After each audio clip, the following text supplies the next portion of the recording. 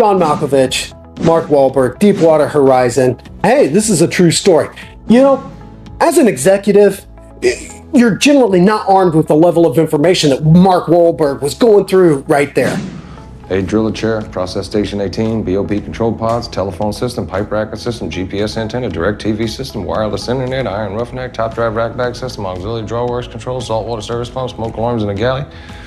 The reason why you're sweating so hard is because the compressor for the AC on this deck are down too.